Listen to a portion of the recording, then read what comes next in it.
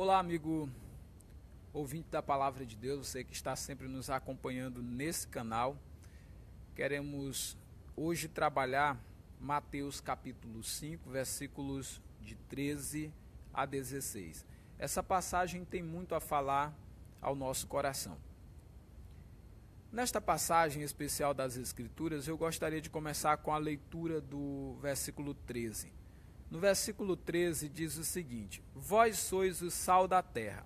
Ora, se o sal vier a ser insípido, como lhes restaurar o sabor? Para nada mais presta, senão para lançado fora, ser pisado pelos homens.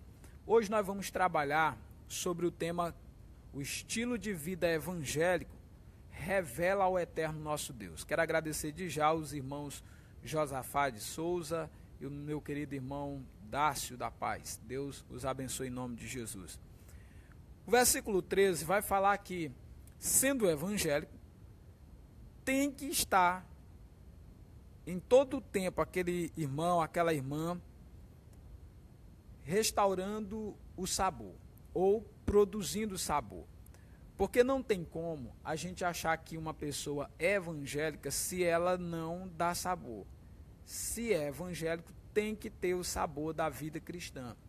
E não pode estar perdendo isso, porque se está perdendo, está deixando a condição de viver pelo Evangelho de Deus. Um evangélico é aquele que vive o Evangelho.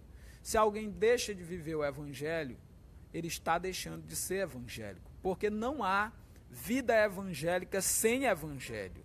A vida evangélica é dependente do viver do Evangelho. Alailson Almeida, seja bem-vindo à nossa transmissão ao vivo nesse momento. Outra realidade muito interessante que o texto vai apresentar para nós, o verso 13 diz que vocês são o sal da terra e se o sal vier a perder o sabor, como restaurá-lo?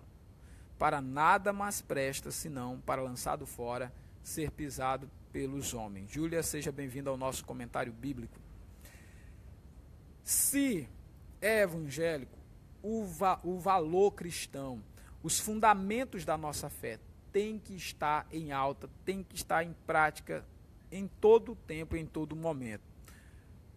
Nós vamos aprender que no verso 13 ainda, se não está havendo essa restauração do sabor diário da vida do cristão, uma coisa naturalmente vai acontecer, ele será lançado fora.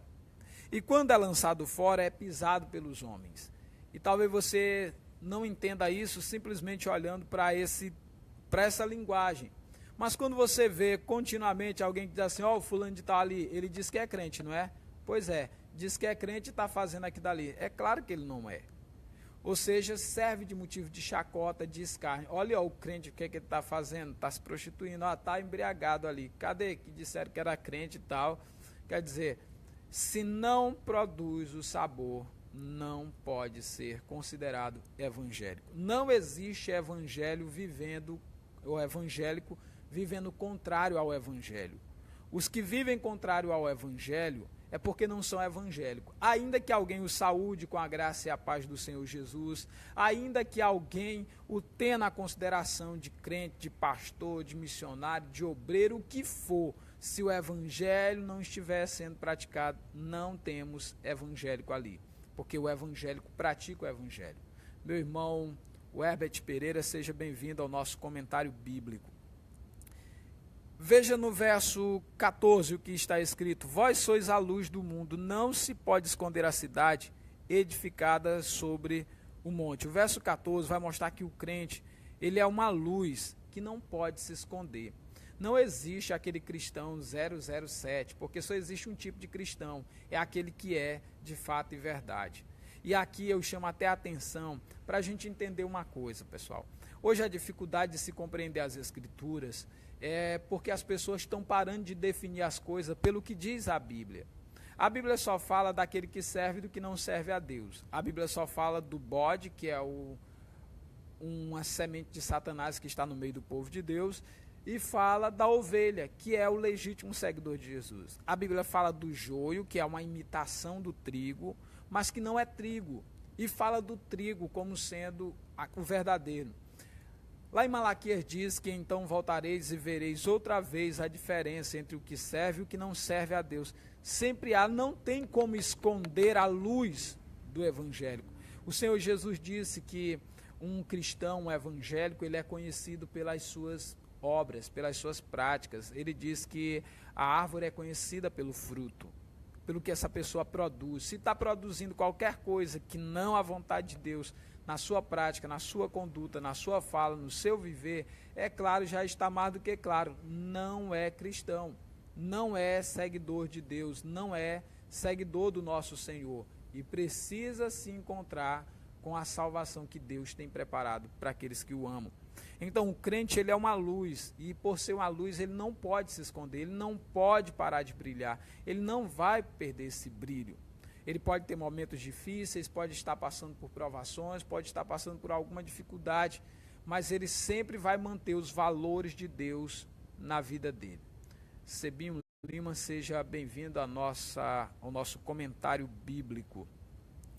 O versículo 15 diz: não se pode acender uma candeia para colocá-la debaixo do alqueire, mas no velador, e alumia a todos os que se encontram na casa. O verso 15 vai mostrar que o crente, ele precisa se colocar no seu lugar adequado para obter o resultado necessário. Francisco James, meu amigo, seja muito bem-vindo ao nosso comentário bíblico ao vivo. O crente, ele tem que se colocar no seu lugar. O lugar do crente não é onde produz desonra ao nome de Deus. O lugar do crente não é produzindo comentário, falas que desonram ao seu Deus, mas a boca do crente é conhecido como uma fonte de bênção, que vai jorrar as palavras vivas do nosso Senhor Jesus Cristo. Veja o Salmo 1, ele diz que bem-aventurado é aquele que não anda no conselho dos ímpios, nem se detém no caminho dos escarnecedores, mas tem o seu prazer na lei do Senhor e nela medita de dia e de noite. O que esse texto está falando é que o crente tem o seu lugar adequado, tem sua postura necessária, porque a postura do crente, a postura do evangélico, ela revela Deus. Ela revela Deus porque em cada gesto, em cada palavra, em cada atitude, ele está demonstrando o que o Senhor Jesus demonstrou, ele está vivendo o que o Senhor Jesus viveu. Se não está imitando Cristo, então não é cristão. Se não está vivendo o evangelho, então não é evangélico. Se está produzindo qualquer coisa que não a exaltação do bendito, eterno e imaculado, nosso Deus, Pai de nosso Senhor e Salvador Jesus Cristo, então está negando a fé evangélica e é pior do que o descrente. É isso que as Escrituras vai mostrar. Esse que vive dizendo ser cristão, mas praticando o inconveniente, nele vai se cumprir aquela palavra de Lucas 17:1, que é inevitável que venha o escândalo sobre a casa de Deus, mas ai daquele por meio de quem vier o escândalo, porque a luz não pode se apagar, não pode esconder uma cidade que está edificada sobre um monte. Quando você vai chegando aqui em Esperantinópolis, lá pela Serra do Jiquiri, de longe você avista Joselândia. Por quê? Porque a cidade está sobre um monte e há várias luzes, e de longe aquelas luzes, quilômetros e quilômetros de distância, a luz fica brilhando e a gente está vendo. Assim é o cristão vivendo num mundo de treva, a sua luz é perceptível a longa distância, porque essa glória não é do homem, essa glória é de Deus que está posta na sua vida, desde que ele recebeu Jesus como Senhor e Salvador de sua vida. Então o crente, ele precisa se colocar no lugar adequado para receber o resultado esperado. Ele precisa se colocar em obediência à palavra de Deus. O crente precisa se colocar continuamente no temor de Deus. O crente precisa falar a verdade no seu coração com sinceridade. O crente precisa ser limpo de mão, puro de coração, como as Escrituras descrevem, porque não há vida evangélica distante do evangelho. Minha irmã Vana Sátiro, seja bem-vinda ao nosso comentário bíblico dessa manhã. O verso 16 também diz algo muito importante para nós. Diz o seguinte: assim brilhe também a vossa luz diante dos homens, para que vejam as vossas boas obras e glorifique o vosso Pai que está nos céus. As nossas obras, pessoal, nós precisamos entender isso de já. É uma luz que precisa brilhar. As nossas obras, são luz que precisam brilhar porque elas testemunham de Cristo. Imagina alguém que viu você outrora na prostituição, não vai lhe ver a partir de agora mais naquele lugar. Alguém que te via caminhando embriagado pelas ruas da cidade, agora vai te ver transformado. Como alguém que viu um gadareno possuído por demônio, quebrando tudo, sendo um problema e um caos social, mas no dia que se encontrou com Jesus, ele foi purificado, transformado, liberto, e a partir daquele momento, ele já não andava mais dominado pelos demônios, mas dirigido pela palavra do Senhor Jesus. Quero agradecer o Raimundo Rodrigues por estar participando do nosso comentário bíblico. Aquele endemoniado gadareno, ele viveu por muito tempo escravizado pelo diabo, mas foi liberto. A Bíblia fala de uma mulher que 18 anos Satanás trazia presa, mas no dia que se encontrou com Jesus, a sua libertação foi total e cabal. E ela pôde agora transparecer a glória de Deus. Eu poderia falar o caso aqui da mulher de Samaria, que foi conhecida pelos seus relacionamentos conjugais, tudo perturbado, mas no dia que se encontrou com Jesus, teve a sua vida transformada, mudada pelo Senhor. Ela obedeceu a palavra de Deus e trouxe todo o seu povo para Deus, porque a luz não se pode esconder. E as nossas boas obras, elas têm que brilhar, e brilhando elas testificam, elas pregam sobre Deus. A melhor mensagem que nós podemos dar para a humanidade não são nossos discursos ensaiados, nossas palavras bem elaboradas, mas a nossa vida diária, o fazer da diferença no comprar, no vender, no calçar, no vestir, no se comportar, no interagir com as pessoas do nosso dia a dia. É aqui onde está a preciosidade. Jesus fazia a diferença porque ele vivia, e a sua mensagem era como quem tinha autoridade, não como os escribas e os fariseus. O verso 16, ele vai mostrar para nós que o nosso Pai Celestial, ele é revelado e ele é glorificado quando nós começamos a nos comportar dignamente conforme o Evangelho de Cristo, porque se alguém for nos ver, ou alguém voltar onde estamos e nos presenciar, eles saberão que nós estamos no mesmo Espírito, combatendo com o mesmo ânimo pela fé evangélica. A luz, ela por estar conectada à fonte, ela não precisa ter fiscal, não precisa que alguém esteja olhando e vendo o que ele está praticando, o que ele está fazendo. É como nós vamos aprender no próximo estudo, quando diz que se a nossa justiça não exceder em muito a dos escribas e dos fariseus, nós não vamos entrar no reino dos céus. Por quê? Os escribas e fariseus, eles tinham uma obediência à santa lei de Deus admirável, mas por uma razão, eles tinham medo da pena de morte. Eles tinham medo da punição dos principais, dos sacerdotes, dos rabinos que haviam em Israel.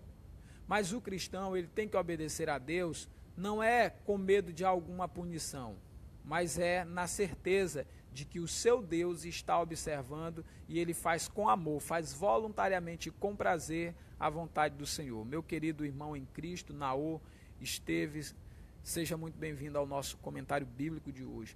Então, o crente, ele está preocupado não é com os olhos dos homens, ele está preocupado com os olhos de Deus que está sobre toda a terra. Meu querido amigo Fábio Nunes, seja muito bem-vindo ao nosso comentário bíblico. Então a nossa vida, ela é motivada, ela é guiada, o combustível da nossa obediência não está no medo da pena ou da condenação, mas na certeza de que o nosso Deus, que é fiel, merece da nossa parte todo o comprometimento voluntário, toda a obediência espontânea que somos capazes de seguir ou praticar. Que o Deus de paz aplique a palavra do estudo dessa manhã ao meu, ao seu, ao nosso coração.